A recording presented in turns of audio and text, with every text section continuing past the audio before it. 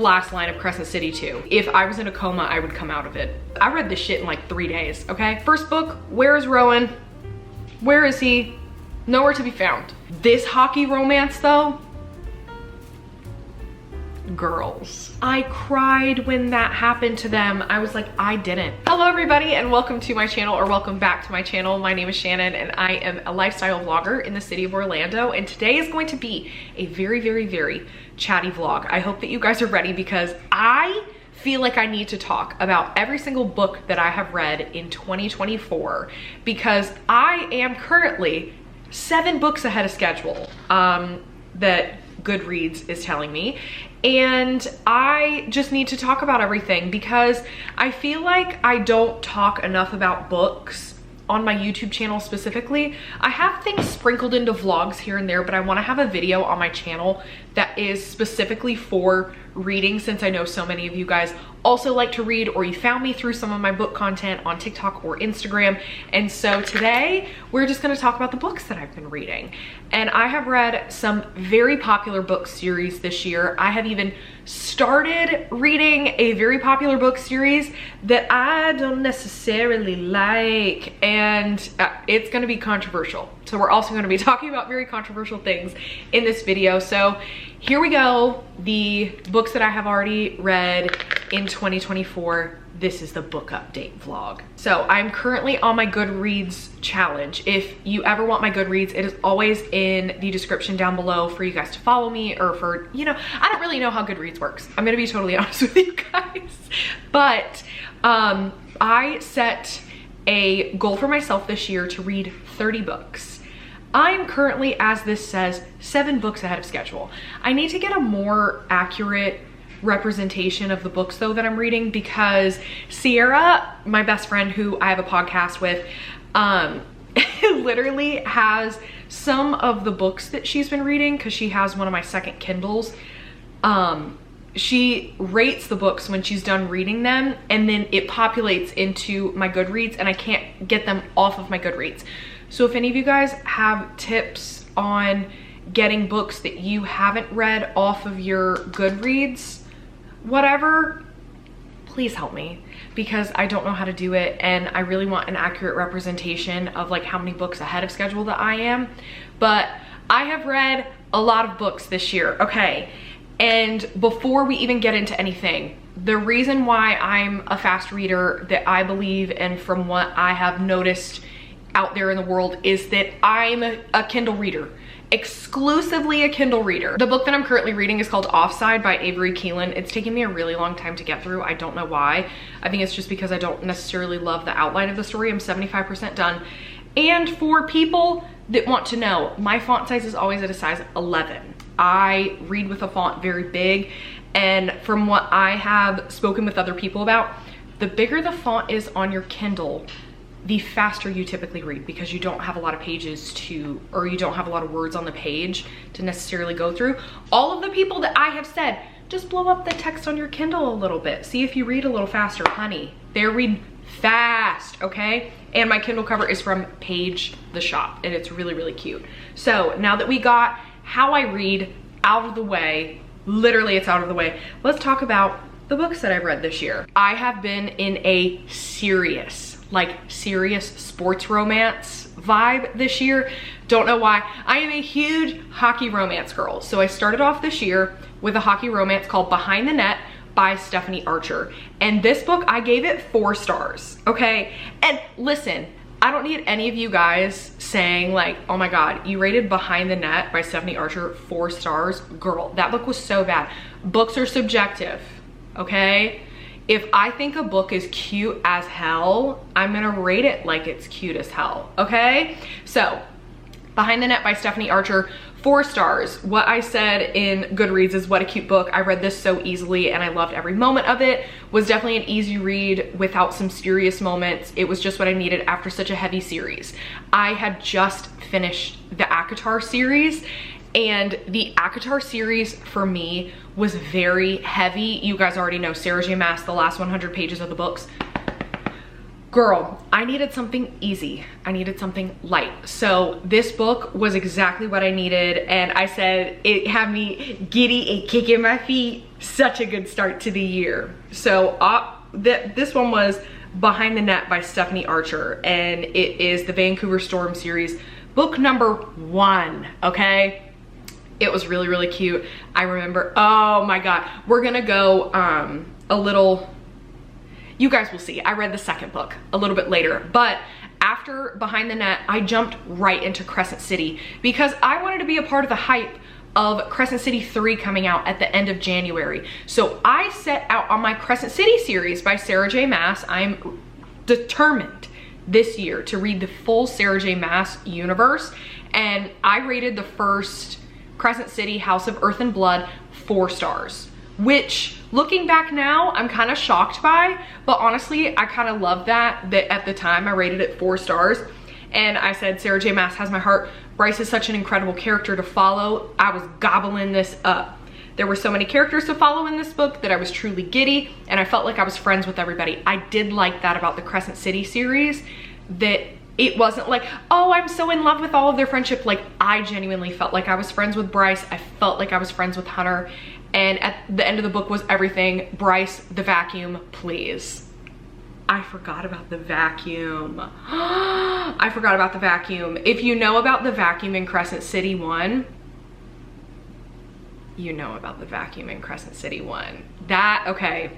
Crescent City also, that book was very hard for me to get into because I needed to realize with Sarah J. Maas books and with fantasy books as a whole, it's really hard to do the whole world building thing of like, it's like explaining Harry Potter and explaining the world of Harry Potter in the first book or in the first movie. And it's like, to people that have never watched Harry Potter, it's like, you just have to watch it to understand. That's literally what fantasy books are. You just have to read it to understand. You have to understand the Fae. You have to understand the like 8 hierarchy people. You have to understand like the courts and all of these things. You have to understand those. And that's why fantasy books are a little hard for people to read. And that one, it was very much so current day. Like, there were cell phones, there was major technology, there was all this stuff. So that's why Crescent City is hard for people to read, but I liked it. I like the currentness of everything, okay? Now we go into Crescent City 2. I went right into Crescent City 2. I said, I gave it 3 stars. And I said the way I timed reading this book to finish 1 day before the 3rd book came out. Yeah, I did plan it this way, LOL. I am insufferable, honestly. Okay, I said Bryce and Hunt are truly incredible. I loved watching their relationship blossom. This book did feel all over the place to me. I remembered reading Crescent City 2 and I was rolling my eyes the entire time because I'm like, so much of the book happened off the page. It happened off the page. You would come back to somebody's POV and then it was like, LOL, I did that yesterday. And I was like, why didn't I go with you to go and do this mission? Or why didn't I go with you to go do this thing? Like, I couldn't understand. Lots of characters that we didn't get to know too well, but were so pivotal to the story that I don't have a lot of emotional attachment by the end. There were some characters at the end that a lot of people were like, I cried when that happened to them. I was like, I didn't. Crescent City 1, I sobbed at the end. Crescent City 2, I was like, also, Therion's POV, bitch, gotta go. Gotta go. I have no emotional attachment to Therion. Therion is a little bitch. And sorry, Sarah, but I do not have any attachment to Therion. I'm hoping that in the next book, if there is a next book of Crescent City, I'm going to fall in love with Therion. But as of right now, I don't give 2 craps, okay? And then the last line of Crescent City 2. I literally, if I was in a coma, I would come out of it simply for the last line of the book. And Crescent City, the last line of the 2nd book, to understand how it is, you have to read ACOTAR first. You have to read ACOTAR first because the world of ACOTAR and the world of Crescent City intertwine. And that is where you're literally like, I'm not going to say how it intertwines, but it intertwines. And it's one of those things where it's like, to understand the fullness of the Avengers, you have to watch Captain America, Iron Man, that kind of stuff. But you can watch the Avengers and like kind of understand what's going on. That sort of thing is what happened in Crescent City. I hope that makes sense. Okay, so now after Crescent City 2, I went into Crescent City 3. Okay, I rated Crescent City 3 stars. I remembered reading Crescent City 3 and it felt like forever to get through because we had a lot of Therion's POV, a lot. We also had just like a lot of bullshit that I remembered. The protagonist, Bryce, I was fed up with her. I did not like her. I think that she is incredibly selfish. She's incredibly rude. And in this story, it's like she's supposed to be viewed as this powerhouse person, but she didn't give two shits about other people. If you have the Enneagram, she's for sure an Enneagram 8. For sure an Enneagram 8. She's gonna get her way and she's gonna bulldoze people to get there. Okay, that is how I felt.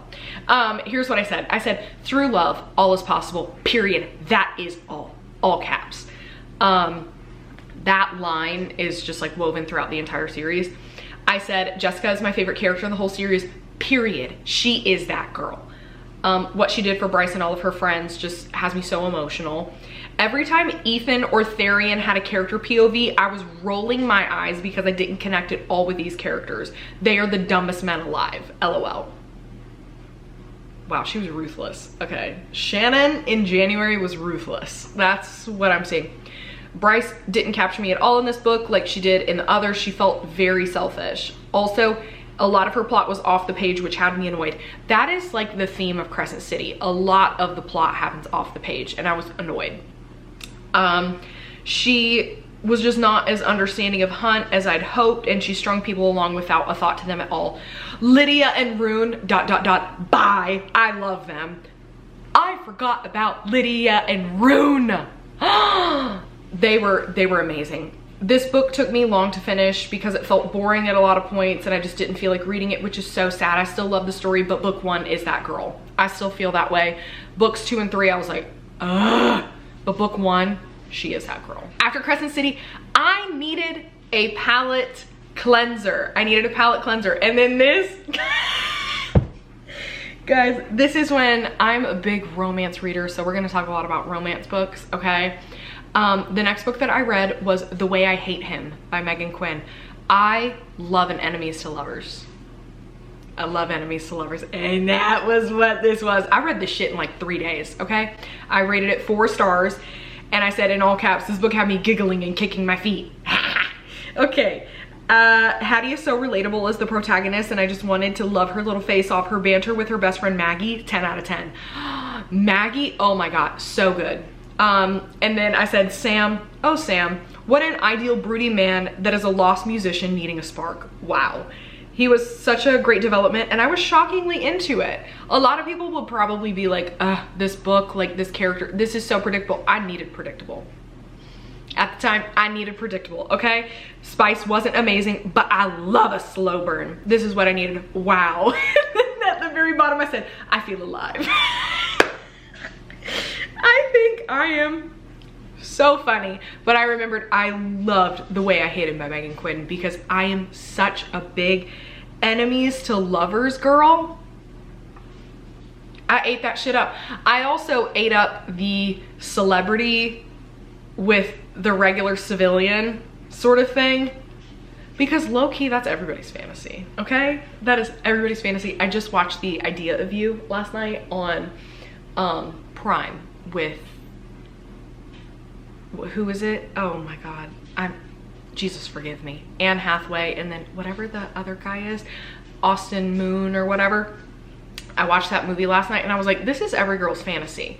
100% that movie was built off of a Harry Styles fan fiction. You can't tell me that that wasn't built off of a Harry Styles fan fiction. You cannot tell me, okay? Moving on into my hockey romance absolute kick that I'm still on to this day. Okay, I read He's Not My Type by Meghan Quinn. Meghan Quinn, great author, okay? If you want to get into romance and steamy romance, sense at that. Meghan Quinn is that girl. This is a part of the Vancouver Agitator series. I read the rest. This is the 4th book in the Agitator series. All of these books within the Vancouver Agitator series, you can read them at any point and they're all gonna make sense, okay? They're all gonna make sense. I rated this 4 stars and I said, I loved it. I gobbled that shit up. That's all I said about this book. He's Not My Type. That was a really good one. I have a feeling that the reason why I didn't write more was because I forgot to put it into Goodreads. That's my #1 quality about Goodreads, is I forget to put everything into Goodreads. So, whoopsies. I can totally see why, because the next book that I read is The Fake Out by Stephanie Archer, which is the Vancouver Storm series. Okay, the first book that I read this year, not The Fake Out, Behind the Net, this is the 2nd book in the series. There are only 2 books in the series, and this is by Stephanie Archer, and I said 4 stars. And I said, I gobbled this shit up so fast.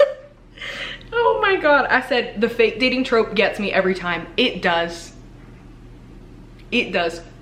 It does. Fake dating gets me every time. I related so deeply with Hazel, which was why I love this book so much. Also, wow, Rory, the texting. Bye. I'm a goner.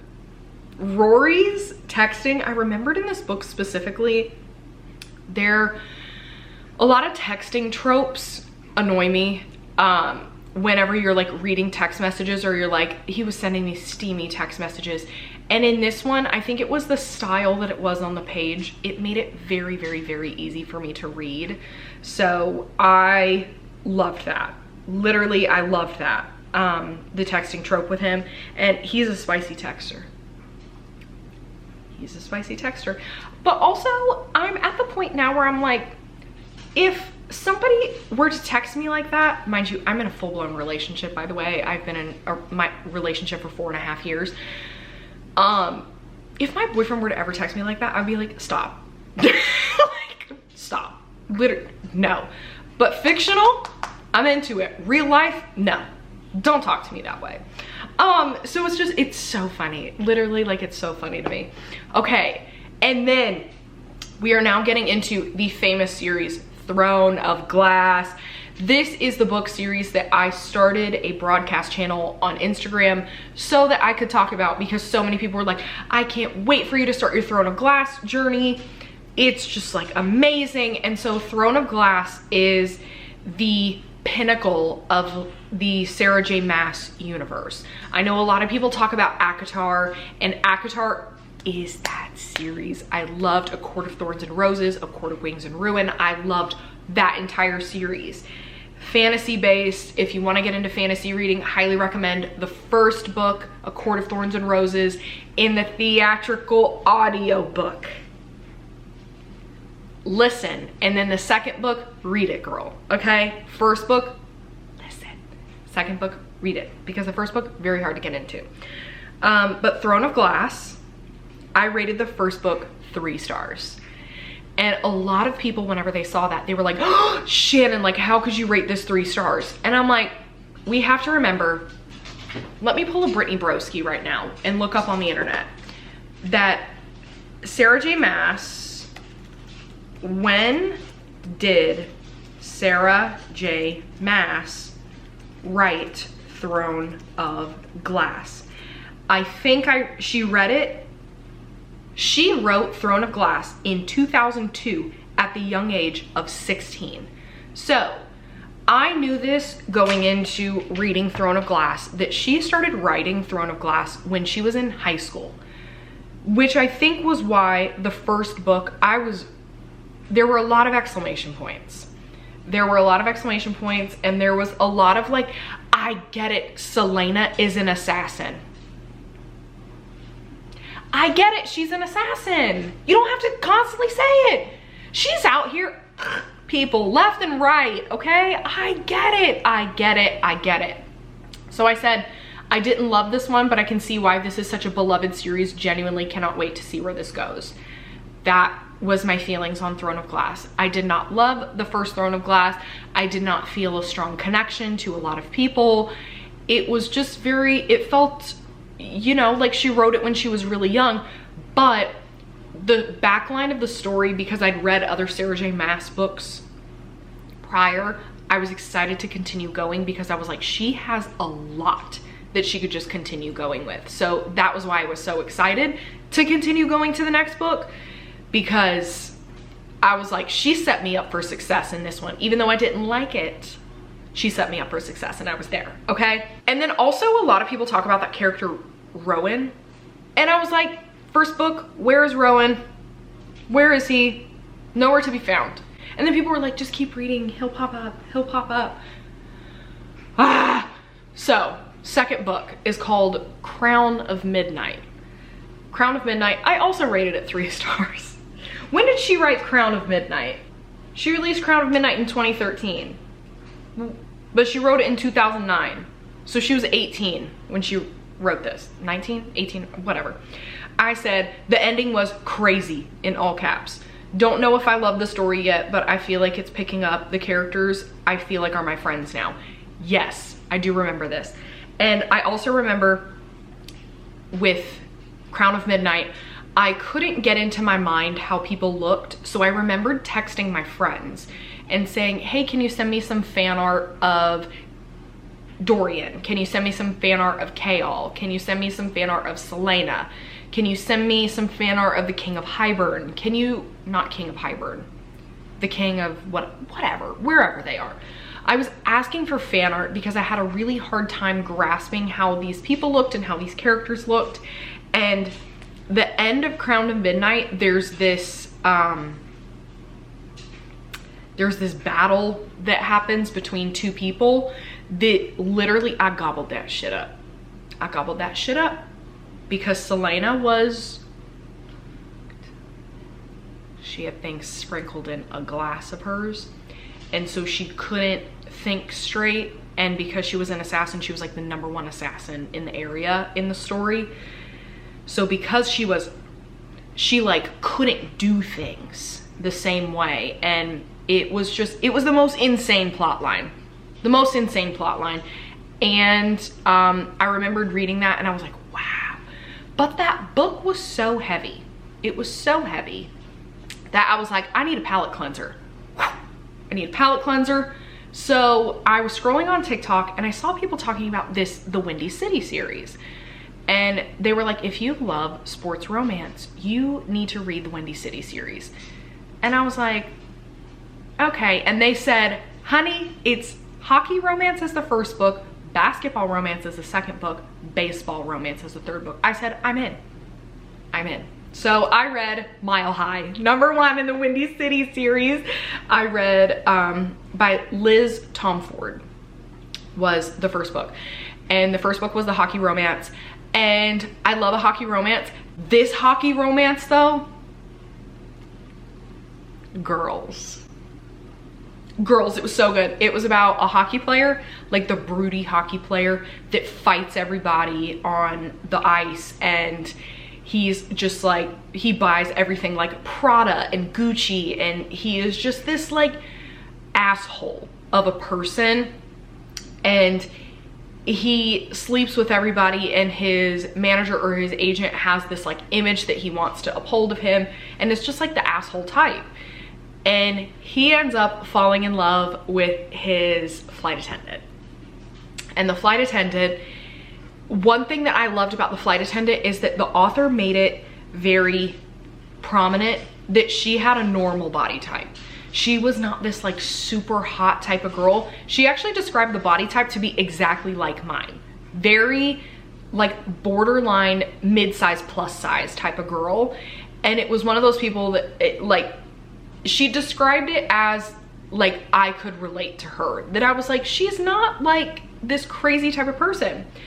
And not like crazy type of person, but she wasn't this like crazy hot sensational type of person. It was like, no, she was beautiful and she was normal and she lived a normal life and fell in love with this, you know, I love the celebrity falling in love with the civilian. I love it. So what I said about this book, was I ate that shit up. Love the body positivity of this book too, for whatever reason. This one felt so fresh to me. I love the fresh storyline, I guess. But I remember I gobbled up Mile High. I gobbled up Mile High. And you wanna know what I also gobbled up? The next book, The Right Move. In this book, you do have to read it in order. This book in particular, it's based on the girl in Mile High. I forget her name. Oh God, I just remember the brother is Ryan Shea. My God, I'm losing my marbles. The boy is Ryan Shea. The twin of the flight attendant is this famous basketball guy. And I rated this one 4 stars because I loved the basketball romance. Loved the basketball romance. Rated this 4 stars, and all I said on Goodreads was, I need Ryan Shea biblically, period. I'm dead. All I said was, I need Ryan Shea biblically. Ryan Shea is that man. He falls in love with the other flight attendant, and it's forced proximity. And I was like, girls. I also think forced proximity, fake dating. I love that shit. So I loved that book. And then the third book though in the series, the third book is that girl. The best one of all of them. I cried at the end of this book. Baseball. It's called Caught Up. Liz Hawthorne. Windy City book series number 3. Okay. And I said about this book has absolutely no business being as good as it is. I legit sobbed at the end. Single dad tropes get me so emotional. It was a single dad trope. So if you're not into the single dad type, it was, the reason why he's a single dad isn't because of, you know, whatever, but it's because the mom of his child just left the kid at his doorstep. But I think it was that he didn't know later on that it wasn't actually his kid, but he's gonna love that kid like his kid. So there's that. Yeah, and the lead protagonist girl is a chef. And you guys know how I feel about the bear. Carmen Berzado, how I feel about the Berzados. And I gobbled it up. I gobble up a sports romance because I'm in my sports era right now. I love hockey, I love basketball. I can't wait for football to come back on because I like football, but it's not like, woo, love this shit. So, yeah, I'm in my sports era right now. So reading all these sports books just gets me more into it, honestly. And yeah, that's the Windy City series. If you want to get into sports romance books, number 1, you need to read Icebreaker. I read that last year, gobbled that shit up, okay? And then you need to read Windy City series. The Windy City series, because the Windy City series is so good. And then the last book that we're gonna talk about in my reading update is Heir of Fire, which is the 3rd book in the Throne of Glass series. See, I like how I've read all of the like ACOTAR and Sarah J Maas books besides Crescent City, whatever, is I'll read a couple and then whenever it's becoming too much, I need a palate cleanser and then I'll go back.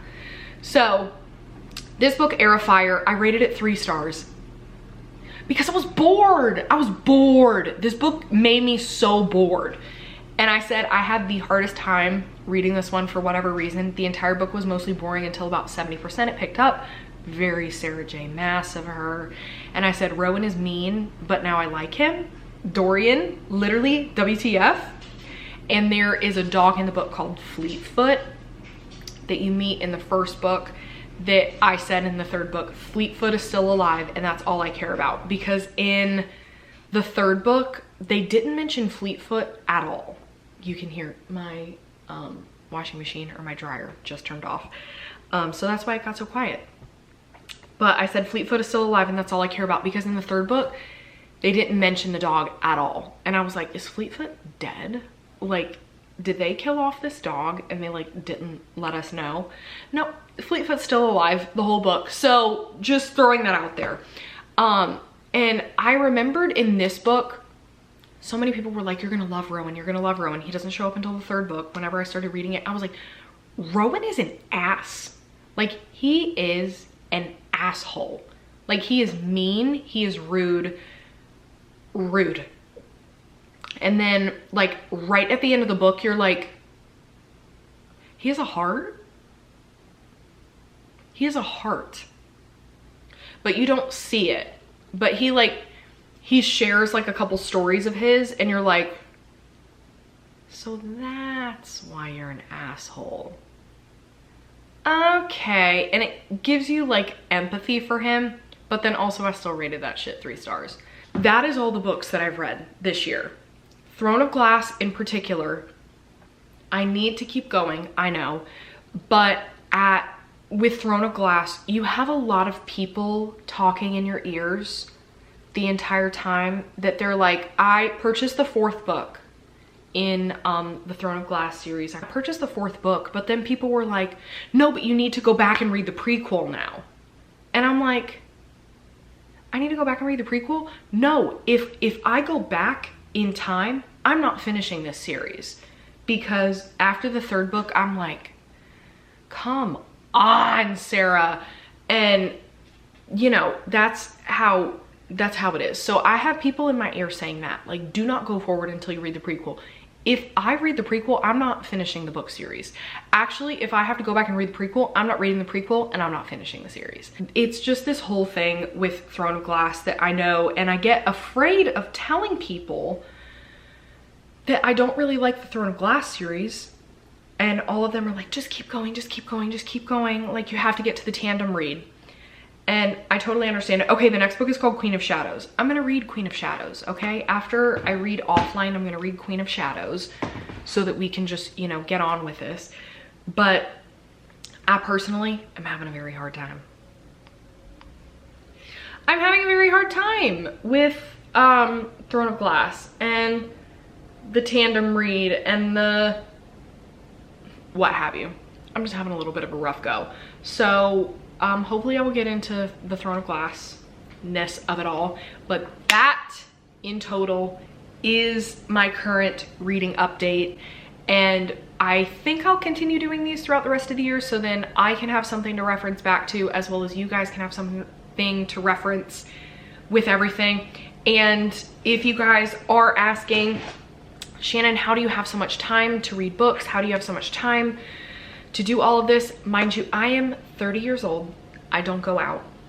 I will go out to dinner and I want to be home by 9 o'clock so that I can lay down and so that I can read for at least an hour before bed. That is how I have time. I also do not have kids. I have a dog. So that's just how I'm able to read so much. It would be totally different if there were other factors. There just aren't. Also, my boyfriend is very open to me reading, and he loves playing games at night. There are also a lot of like basketball games on at night that he wants to watch that I have no interest in. So I go into the bedroom and I read, and he stays out here and he watches his games.